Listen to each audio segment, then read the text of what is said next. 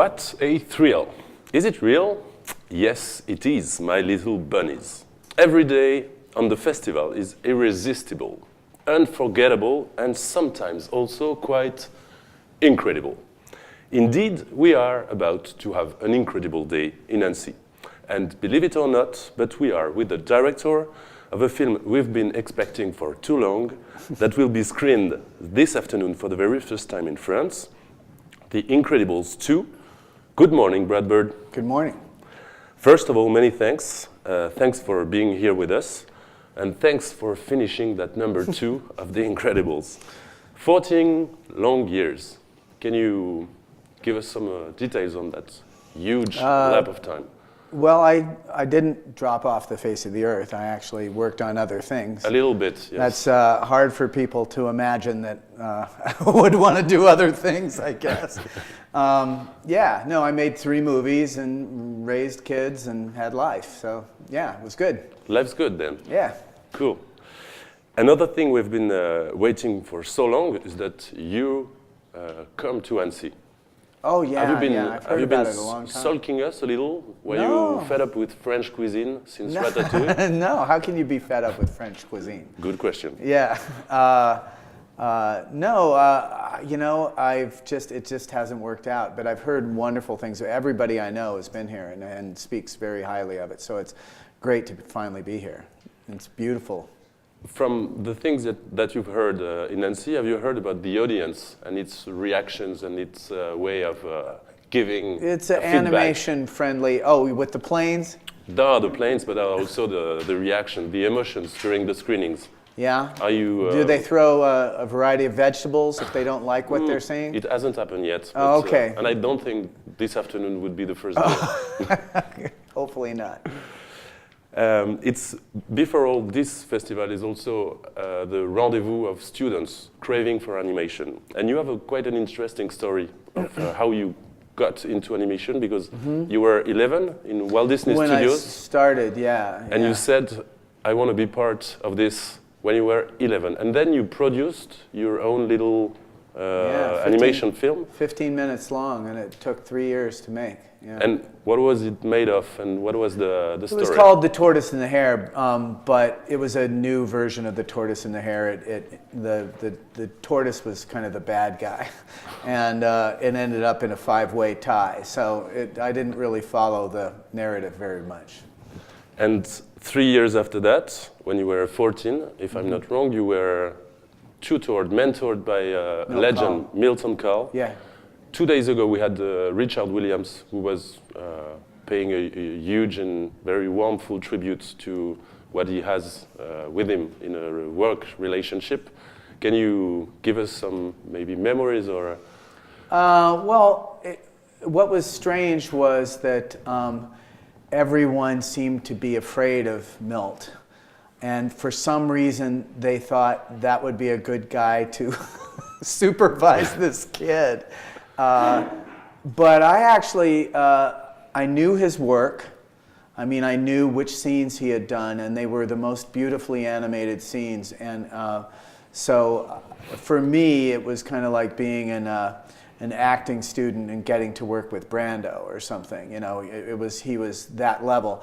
None of my friends from school knew who any of these guys were. They knew the Disney studio, and that was about as deep as it went.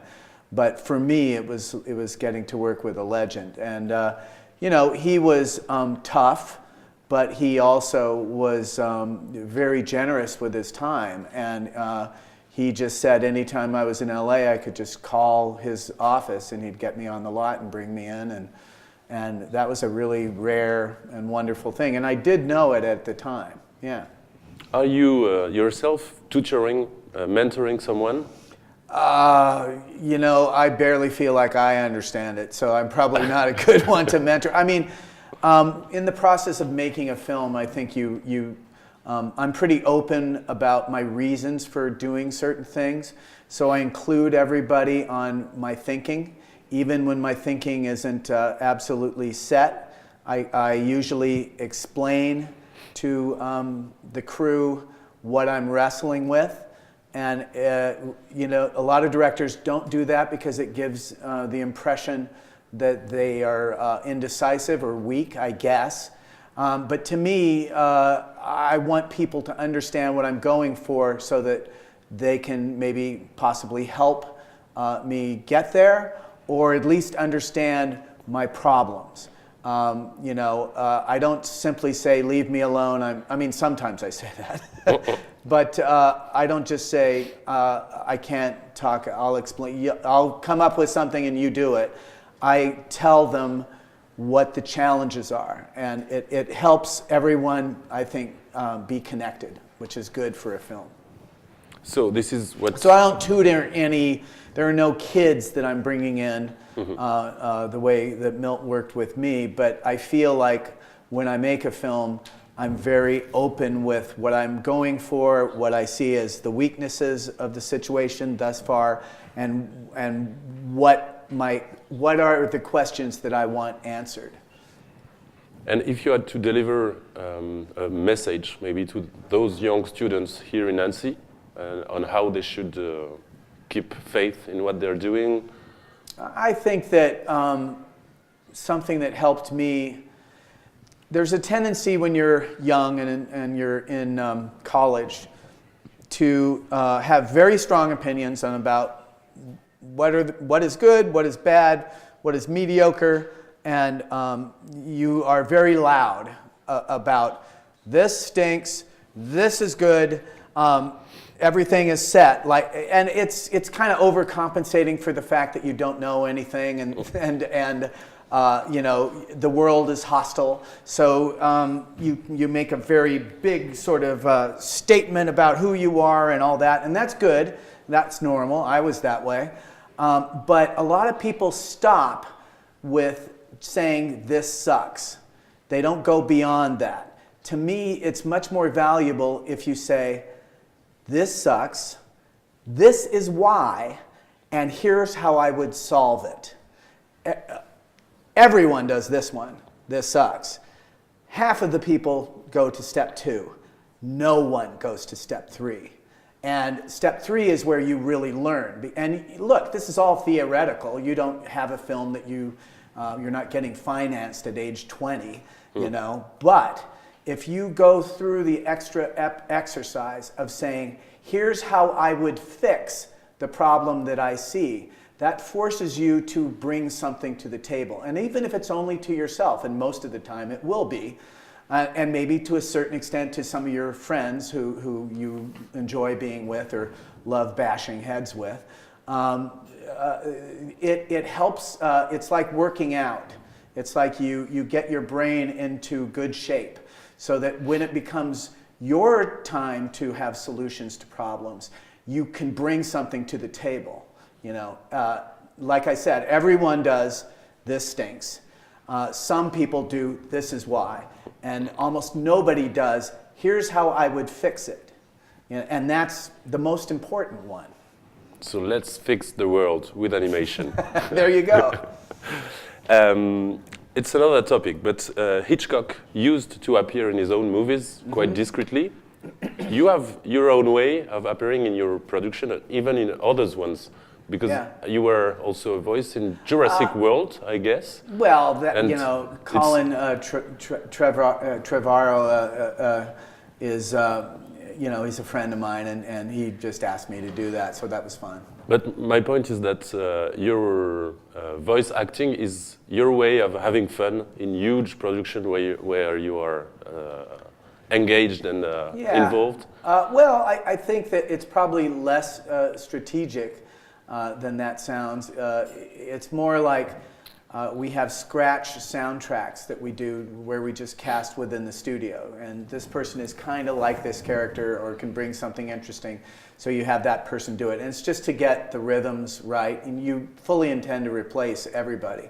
But every once in a while you bump into someone who does it well, and you want to keep those people. Lou Romano, who did Linguini and Ratatouille in our country, was an art director and a production designer, and but also he's a good actor. He's in the Screen Actors Guild and stuff like that, and you could coerce him into playing a part. Pete Sohn, who did Emile, Remy's brother, in the United States or many English-speaking territories, is also an animator, a storyboard artist, and now a director at Pixar.